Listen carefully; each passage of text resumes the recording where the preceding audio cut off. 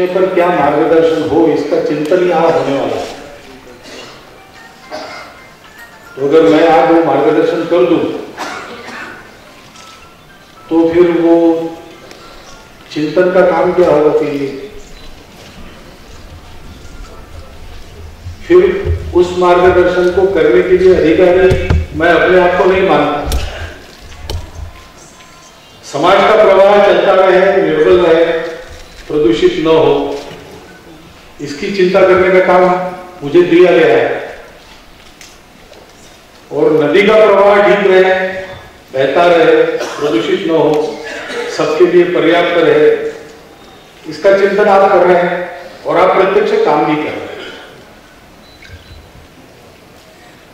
और इसलिए इस पर बात करने का अधिकार आप लोगों का ज्यादा है। फिर भी मुझे कहा गया कि यहां आना है और बोलना है, तो मैं कुछ सोचकर आया। यहां अगर आपका दृष्टि पत्र देखा और इसके पहले के जो भाषण सुने तो मेरे ध्यान में आया कि अब मुझे अलग से बोलने लायक कुछ बाकी नहीं है। फिर भी जैसे आपकी अपेक्षा है, उद्घाटन करने वाले वक्ता को जो और जितना बोलना चाहिए उतना मैं जरूर कहने वाला हूं। प्रश्न तो बड़ा महत्वपूर्ण है और गंभीर बना है। लोग ऐसा कहते हैं कि आने वाले दिनों में अगर युद्ध होगा तो पानी के प्रश्न पर युद्ध होगा, और ऐसा भी कहते हैं कि अगर फिर एक बार महायुद्ध दुनिया में हो गया तो उसमें मानव जाति का विनाश निश्चित है। एक कवि ने समुद्र का धिक्कार भी किया है। वातुल्लासित कल्लोलम दिक्ताम गर्जति सागर यस्य तीरे तृषाक्रांता कांता पृच्छति वाटिका। यानी हे समुद्र, तुम इतना जोर जोर से गर्जन कर रहे हो, तुम्हारे इस गर्जना का धिक्कार है, क्योंकि प्यासा आदमी यहां आकर तुम्हारे इतने बड़े पानी के समूह के सामने आकर भी वो पूछता है कहीं कुआं है क्या पानी पीने के लिए, ये करना पड़ता है, तो तुम्हारा धिक्कार है। तो समुद्र का तो पानी नहीं।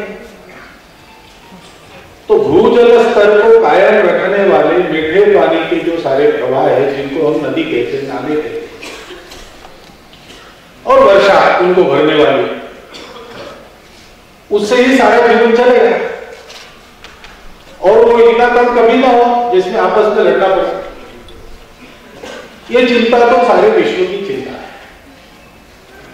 लेकिन ये चिंता उत्पन्न हुई हमारे सामने, इसका कारण क्या है? तो जैसा कि कहा गया, अभी आप चिंतन करने वाले हो नीति, नियम और नेतृत्व। लेकिन नीति, नियम, नेतृत्व ये सारे जिस आधार पर बनते हैं वो मूल बात दृष्टि की है, और गड़बड़ दृष्टि की हुई है। आज दुनिया भर के लोग कहते हैं कि हमारी कहीं ना कहीं गलती हो गई है। 300 साल पहले ऐसा कोई नहीं कहता था, क्योंकि ऐसी गलती नहीं हुई। लेकिन अब लोग कह रहे हैं कि हुई है। मैंने कई बार उदाहरण दिया है, शायद आपने सुना होगा, लेकिन मैं जो कह रहा हूं उस बात को सिद्ध करने वाला है, इसलिए उसकी पुनरावृत्ति करता हूं। एक सिनेमा आया था अंग्रेजी, 11th आवर। 11th आवर है आई नहीं बात, अब जागो नहीं तो गए, ऐसा बात, अब कुछ करो नहीं तो गए, ऐसा बात, ऐसा उसका अर्थ है। इस कार्यक्रम में जाना था, 20 मिनट समय था, और आजकल कार्यक्रम के पहले मुझे अकेले को छोड़ देते हैं, तो बैठा पड़ता है। सामने कमरे में टीवी था लगाया, तो HBO नाम का कोई चैनल है, उस पर वो फिल्म आ रही है। तो फिल्म यानी ऐसे चित्रपट आजकल जैसे होते वैसी नहीं थी। दुनिया भर के देशों के राज्य प्रमुख, शास्त्रज्ञ, समाजतज्ञ आकर अपना वक्तव्य दे रहे, और वक्तव्य इस बात पर था कि ये जो सारी पर्यावरण की समस्याएं खड़ी हो रही है, इसको क्या करना चाहिए, इसका इलाज क्या है। और सारी बात का निष्कर्ष बताने वाले निष्कर्ष बता रहे थे, तो निष्कर्ष ये निकल रहा था कि 250-300 साल के पहले ये विचार करने का हमको कोई कारण नहीं, क्योंकि विश्व की जनसंख्या मर्यादा में थी। विश्व के मानवों के जीवन का तरीका ऐसा नहीं था जिसमें बहुत ज्यादा आवश्यकता हो, और इसलिए जितनी विश्व की बहती ऊर्जा है और पूर्णीय संसाधन है जिनकी आपूर्ति बार बार हो सकती है, उनके भरोसे मनुष्य अपना जीवन चला लेता है। लेकिन मनुष्य हाथ में एक दोधारी तलवार रखे, उसका नाम है विज्ञान। वो दोधारी तलवार है, तलवार तो है, उपयोग किया जा सकता है, लेकिन किस दिशा में चलाना है ये चलाने वाले के हाथ में, मनुष्य के हाथ में लगी।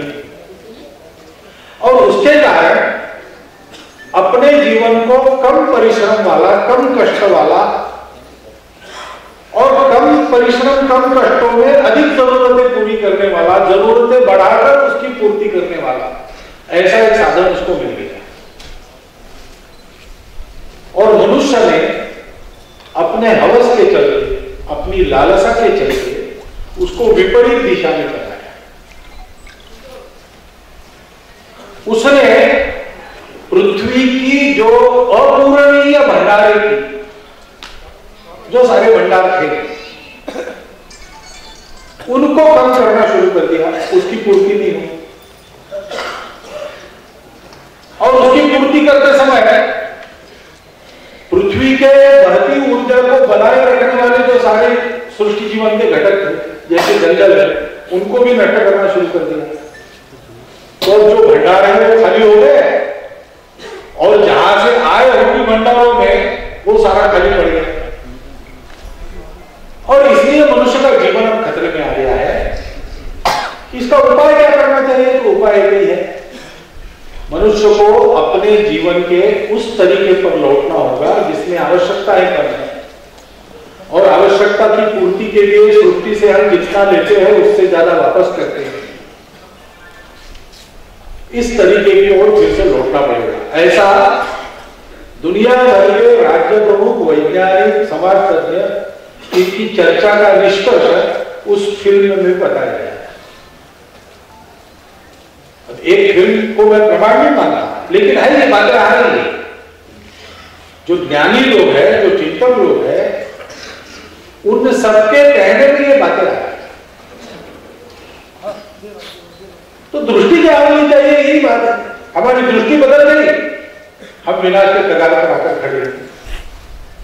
अब वहां से अगर वापस जाना चाहते हैं तो हमको फिर से वही सब प्रारंभ करना होगा जहां से हम भटक गए। मनुष्य को जीना है, जीना तो है, उसमें कोई समझौता नहीं है। चाहे मनुष्य मर जाए, विश्व चलता रहे, ऐसा कम से कम मनुष्य तो नहीं कह सकता। लेकिन मनुष्य को जीना कैसे है? अकेले जीना है। विज्ञान कथा है, उसमें ऐसी कल्पनाएं रहती है। सन 3034 में एक व्यक्ति सामान्य अपने 2 बच्चों को लेकर म्यूजियम दिखाने के लिए ले जाता है। म्यूजियम में तरह तरह की बातें रखी हैं, उनको दिखाते एक बहुत पक्के बंदोबस्त में रखे हुए एक बड़े कांच के बर्तन में एक छोटी सी उंगली जैसी इतनी बड़ी चीज रखी है, वहां ले जाता और उसको दिखाता है। बच्चे पूछते ये क्या है? तो कहते हैं कि ये जो है ना, ये मूल है, मूल, रूट। तो रूट क्या होता है? तो बहुत पहले, 1000 वर्ष पहले अपने पृथ्वी पर ऐसी वृक्ष जैसी कुछ चीज हुआ करती थी, उसको वृक्ष कहते हैं। वृक्ष का वर्णन करने लगता है, उसको समझ में नहीं आता मालूम वृक्ष क्या होता है। बोले वो अब समाप्त हो गया। बोले ये वृक्ष थे तो क्या करते थे? बोले को नहीं, हवा को शुद्ध बनाते थे। बोले हाँ, अब उसकी जरूरत नहीं है, अपने हवा को शुद्ध बनाने वाली यंत्र है, वो चाहिए जितना ऑक्सीजन भर ले, ऑक्सीजन तैयार करते हैं हवा के घटकों में से। विज्ञान इतना प्रगत हुआ है कि शून्य में से सृष्टि वही उत्पन्न करता है। ऐसा सारा म्यूजियम वगैरह दिखाकर घर पर आते हैं और भोजन का समय होता है, तब अन्न घटकों की कुछ गोलियां लेकर फिर आराम